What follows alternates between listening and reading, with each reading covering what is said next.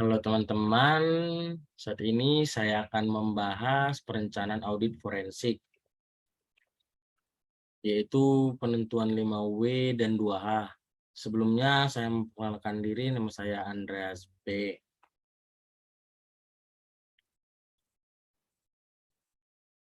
Adapun video ini saya buat untuk UAS Audit Forensik, yaitu dosen pengampunya Ibu Triwulandari SE MAK, Program Studi Akuntansi Fakultas Social Science Universitas Pembangunan Pancabudi. Oke, langsung saja kita pada pengertian audit forensik. Audit forensik merupakan audit gabungan kalian yang mencakup keahlian akuntansi, auditing, maupun bidang hukum ataupun perundangan dengan harapan bahwa hasil audit tersebut akan digunakan untuk mendukung proses hukum di pengadilan maupun kebutuhan hukum lainnya. Vasudeva 2004 menyimpulkan bahwa audit forensik menggabungkan legalitas di samping teknik kepatutan, keteraturan, investigasi, dan audit keuangan. Tujuan utamanya adalah untuk mengetahui apakah nilai bisnis yang sesungguhnya telah tercermin dalam laporan keuangan dan apakah ada praktek penipuan yang telah terjadi. Audit forensik dilakukan dalam rangka untuk memberikan dukungan keahlian dalam proses legal pemberian keterangan ahli dalam proses litigasi. Audit forensik yang sebelumnya dikenal dengan akuntansi forensik mengandung makna antara lain yang berkenan dengan pengadilan. Selain itu juga suatu yang berkenan dengan penerapan pengetahuan ilmiah pada permasalahan hukum. Tujuannya yaitu tujuan dari forensik adalah mendeteksi atau mencegah berbagai jenis kecurangan ataupun fraud. Penggunaan auditor untuk melaksanakan audit forensik telah tumbuh pesat untuk mendukung proses identifikasi alat bukti dalam waktu yang relatif cepat agar dapat diperhitungkan perkiraan potensi dampak yang ditimbulkan akibat perilaku jahat yang dilakukan oleh kriminal terhadap korbannya, sekaligus mengungkapkan alasan dan motivasi tindakan tersebut sambil menarik pihak-pihak yang terlibat secara langsung maupun tidak langsung dengan perbuatan tidak menyenangkan yang dimaksud. Tugas audit forensik yaitu memberikan pendapat hukum dalam pengadilan atau litigation.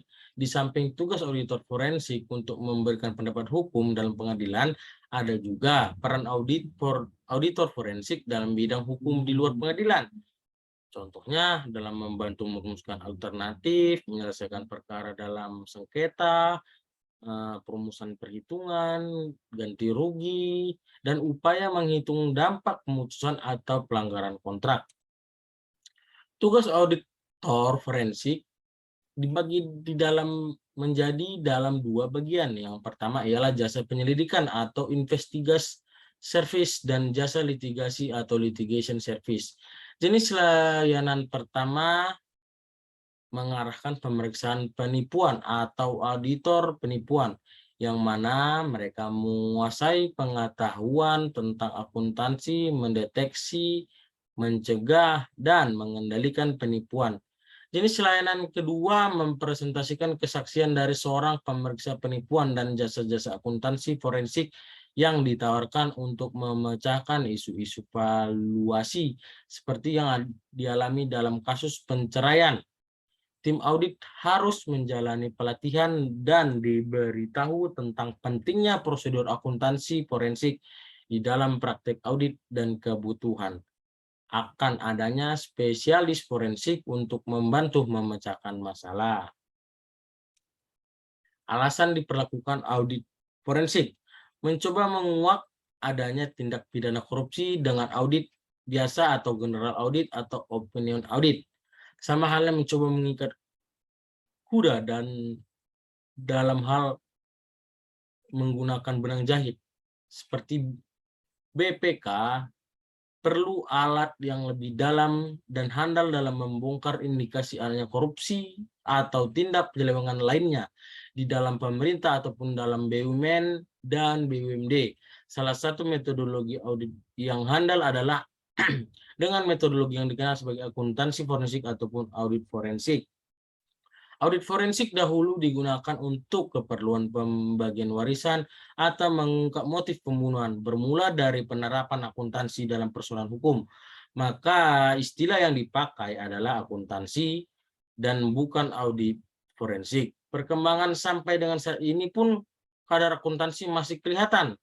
Misalnya dalam perhitungan ganti rugi, baik dalam pengertian sengketa maupun kerugian akibat kasus korupsi, atau secara sederhana akuntansi forensik menangani fraud.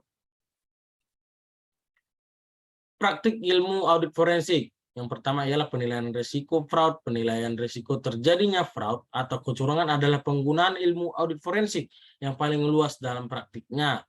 Hal ini juga digunakan dalam perusahaan-perusahaan swasta untuk menyusun sistem penilaian intern yang memadai. Dengan dinilai risiko terjadinya fraud, maka perusahaan untuk selanjutnya bisa menyusun sistem yang bisa menutup celah-celah kemungkinan terjadinya fraud tersebut. Yang kedua ialah deteksi dan investigasi fraud. Dalam hal ini, audit forensik digunakan untuk mendeteksi dan membuktikan adanya fraud dan mendeteksi pelakunya. Dengan demikian, pelaku bisa ditindak secara hukum yang berlaku. Jenis-jenis fraud yang biasanya ditangani adalah korupsi, pencucian uang, penghindaran pajak, illegal logging, dan sebagainya. Yang ketiga ialah deteksi kerugian keuangan. Audit forensik juga bisa digunakan untuk mendeteksi dan menghitung kerugian keuangan negara yang disebabkan tindakan fraud. Kemudian nomor 4, praktik audit forensiknya ialah kesaksian ahli atau litigation support. Seorang auditor forensik biasa menjadi ahli di pengadilan. Auditor forensik yang berperan sebagai saksi ahli bertugas memaparkan temuan-temuannya terkait kasus yang dihadapi. Tentunya hal ini dilakukan setelah auditor menganalisa kasus dan data-data pendukung untuk bisa memberikan penjelasan di muka pengadilan. Yang terakhir, nomor 5 ialah uji tuntas atau due diligence. Uji tuntas atau due diligence adalah istilah yang digunakan untuk penyelidikan guna penilaian kinerja perusahaan atau seseorang ataupun kinerja dari suatu kegiatan guna memenuhi standar baku yang ditetapkan. Uji tuntas ini biasanya digunakan untuk menilai kepatuhan terhadap hukum atau peraturan.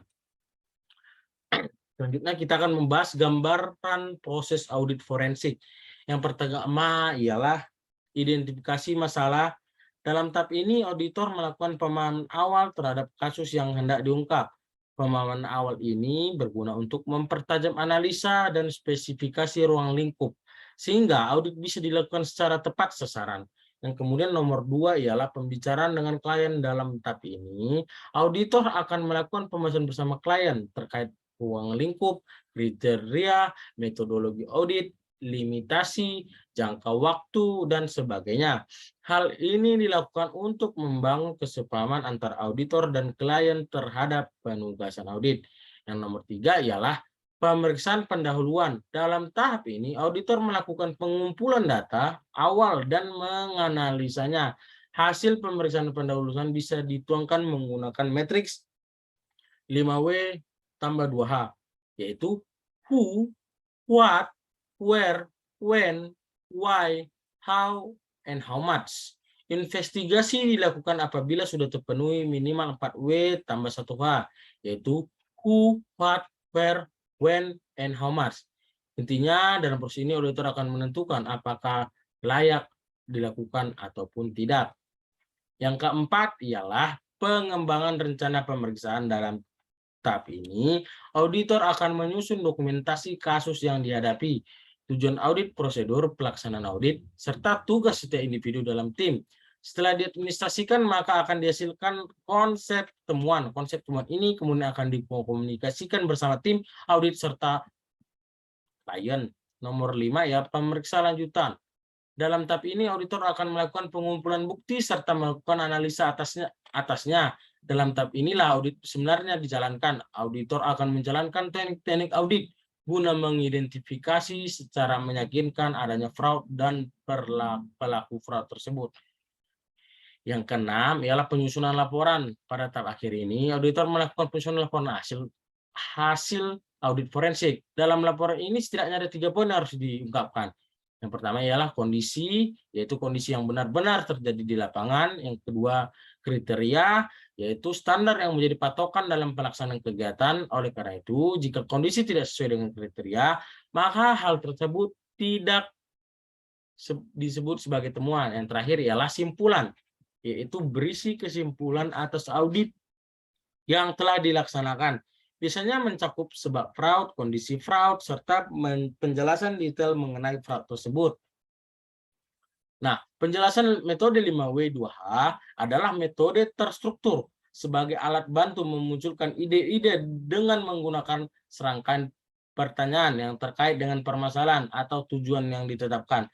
Alat bantu ini mendorong tim untuk memperhatikan dan menanyakan setiap aspek dari suatu masalah atau tujuan yang akan diselesaikan. Rangkaian pertanyaan 5W2H ialah apa, kapan, di mana, siapa, mengapa, bagaimana, maupun berapa biayanya. Atau kata lainnya, what, when, where, who, why, how much. Why? Mengapa perbuatan itu dilakukan? Mengapa si pelaku menggunakan cara demikian? Untuk yang what, apa yang terjadi? Apa yang dilakukan? Apa yang dapat dijadikan barang bukti? Where? Di mana tempat kejadiannya? Di mana letak-letak barang bukti? Who? Siapa saja yang terlihat dalam proses?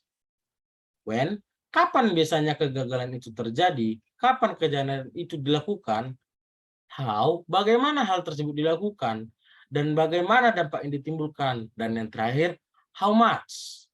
Berapa besar kerugian keuangan? Penjelasan 5W2H, prosedur menggunakan 5W2H yang langkah-langkahnya ada 4, yaitu langkah pertama ialah visualkan masalah atau pernyataan tujuan kepada tim. Misalkan menurunkan jumlah kegagalan atau defect produk. Yang kedua ya, membuat tabel 5W2H di papan tulis dengan heading table-nya ialah 5W2H question. Langkah ketiga, peserta menanggapi pertanyaan dan mengisi tabel.